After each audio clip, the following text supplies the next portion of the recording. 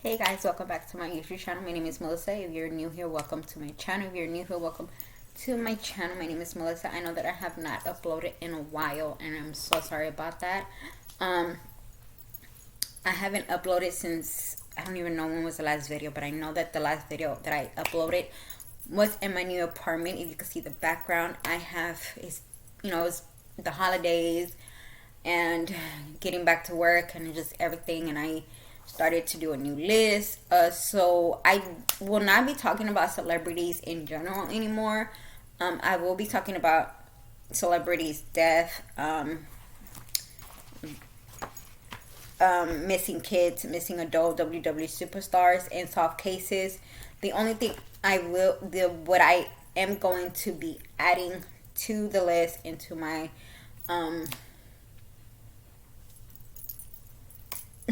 I don't even know what to call it. But what I'm going to be adding is going to be crimes that change laws. So I'll be talking about different crimes that change the laws. And these crimes that I will be talking about, it's to me, I think it's really sad that something like this had to happen for a law to be in effect when it should have been a law a long time ago. But it happens. So the first one that I will be talking about is Clare Wood. So let's go ahead and get started. I also want to say thank you to the I cannot remember your name, sweetie, but thank you so much for subscribing to my channel. If you see this video, can you please leave me your name in this video or in any other video, and I will give you a shout out on my next video. So Clare's Law is named after Clare Wood, a 36-year-old mother originally from Bentley, who was living in Sanford in 2009, to be closer to her daughter, Magdalena, who was 10 at the time of Wood's murder. Wood was divorced from Magdalena's father, and he had met her murder an ex-boyfriend, 40-year-old George Apaltello, on Facebook. George had a violent criminal history, which Wood was intentionally not aware of, and later Wood was under the impression that George convictions had been for moving violations. George and Wood dated for several months before Wood ended their relationship in October 2008. Over George's assertive behavior and infidelity after Claire ended their relationship, George continued his abusive behavior with escalating violence in the months leading up to her murder. Claire filed several police reports against George for behaviors including harassment, criminal damage, threats to kill, and sexually assault. Shortly before her death, George had been arrested for breaking down Wood's front door and attempting to rape her. On February 2nd, 2009, emergency service found Claire's body in her residence. Claire had been strangled and set on fire. After the discovery of Wood's body, police began searching for George, whose body was found 6 days later hanging in an abandoned pub, later determined to be suicide. I will never get that. I will never get why men do this. Why do y'all kill a woman and then y'all don't have no, I don't even want to say the word because I don't want this video to be pushed down by YouTube. But why? If y'all, I don't believe in unaliving yourself. I really don't. But men like this that don't understand the word no, go unalive yourself somewhere else. Go unalive yourself and go burn in hell and go sit with Lucifer in the VIP section with every other man who does not know how to say, who does not understand the word no. Women, if you have son, teach your son the meaning of the word no. Okay? It's not that hard. No. Okay? We got that? If y'all need more advice, let me know. And that goes for women too. When a man says no, it's no. But I'm just saying. George has seriously abused women in the past, and the Greater Massachusetts Police were aware of his violent history. A loophole in the Data Protection Act allowed domestic offenders to keep their prior criminal records confidential. George had served 3 prisoner sentences before his relationship with Wood: 6 months for failure to comply with a restraining order, 2 years of harassment, and 6 years for holding a woman at knife point for 12 hours. Following her death, Wood's family stated that she would have not enter into a relationship with George if she had known his violence past.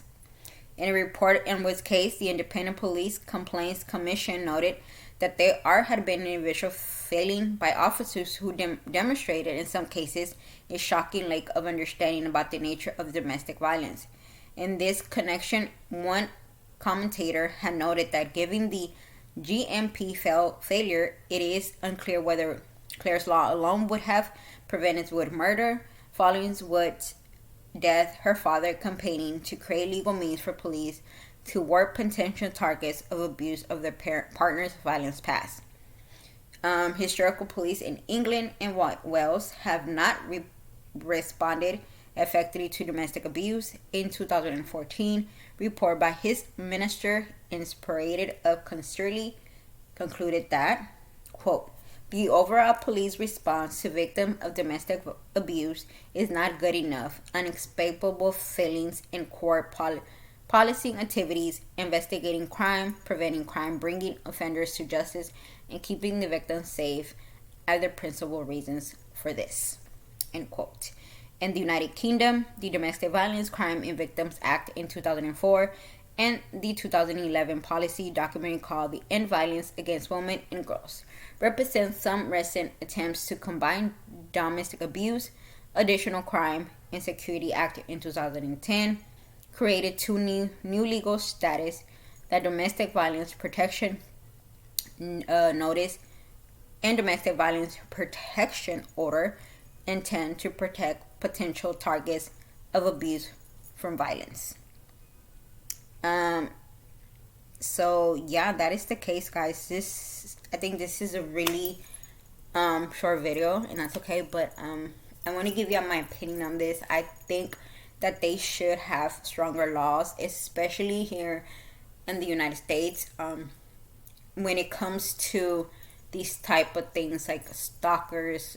I've heard women, I've seen cases of women having to go to the cops so many times and try to get a restraining order on their partners, and a paper is not going to do anything.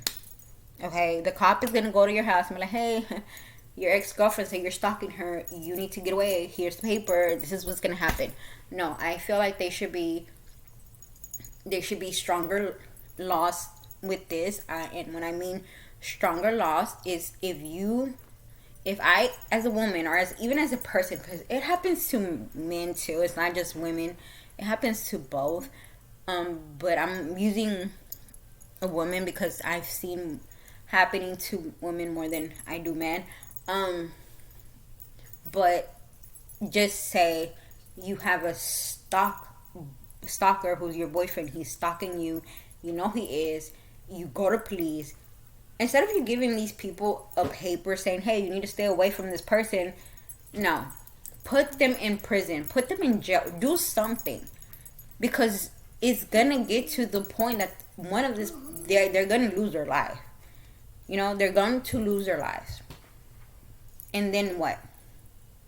Papers, I've seen cases of, there was this case, I cannot remember her name, but she had a stalker ex-boyfriend. She was already engaged to this guy that she really loved. Well, they were about to be engaged. She just didn't know that. He was gonna surprise her and propose to her. And her ex-boyfriend was pretending to be a woman online. He was stalking her. He was going with his dad, mind you, which I don't even know why the dad was believing his son, but whatever. He was putting a restraining order on her, saying that it was her who was stalking him. Like, they were just going back and forth. She went so many times, and none of these cops did anything. Like, They didn't do anything. Nothing. And before she ended up passing away, the cop, instead of getting up and going to the door and getting this man arrested for stalking her, he calls him and says, "Hey, your ex-girlfriend just came because she just came and said that you're still calling her, you're still emailing her, and you're not supposed to do that." She gets home. He's hiding somewhere, stabs her. Mind you, she has cameras because her dad did put cameras on in her house, or in her apartment. He's hiding. I don't know how long he's been hiding, but he was hiding, waiting for her. She gets out the car. She was supposed to get something because she was supposed to leave somewhere else. I can't remember, but she gets out the car, and he stabs her. She goes down, and she knows it was him. By the time they get there, she's already dead. If the cop would have just gotten up and gotten into this person's house instead of calling him, who calls someone? This woman has been harassed, stalked, and everything else by this crazy boyfriend, and instead of you getting up to tell him or go arrest them for stalking, for not listening to the order, you stay away from her, you call him, and now she's dead. For real, now she's dead because you I don't get it. I don't, but it's just, I feel like stronger laws need to be put when it comes to these type of situation. I don't think that a paper is not enough. To me, it's not enough. To me, a paper is not enough. I think you should be put to jail. And I'm not saying, oh, we're gonna give you 1 strike, 2 strike, 3 strike. No. If I go up to the cops and tell them, hey, I have this crazy ex-boyfriend, ex-girlfriend who's stalking me, won't leave me alone, I need you to get up and put them in handcuffs and put them in jail. Put them in jail, do some mental health situation, and figure it out. Because I'm not just going to end up dead because you don't want to do your job. I think there should be stronger laws when it comes to stalking in any type of situation, domestic violence. I think that we should be able to know what our partners have, what's their past. It's 2025. We should know, because they could sit here and lie to you, but behind closed doors or in their past life, there was somebody else. It's just, that's how it is. But yes, guys, that is for today. I will be back tomorrow with a new case. I will only be posting, I will not be posting Mondays and Fridays, but every other day I will. If I do not post, guys, do not worry about it. My ups and downs with my mental health. If y'all been here, I do have mental health, and so if I don't post for a while, it's just because I need to take a break. Talking with some of these cases, it does take a toll on me. I have a daughter, I have an apartment, I have a job, and I have a business, so it's a lot. So guys, thank you so much. I will appreciate it. Like I said, if you subscribe to my channel, I think it was yesterday or today, please leave your name on this video or on any of my videos, and I will give you a shout out on my next video.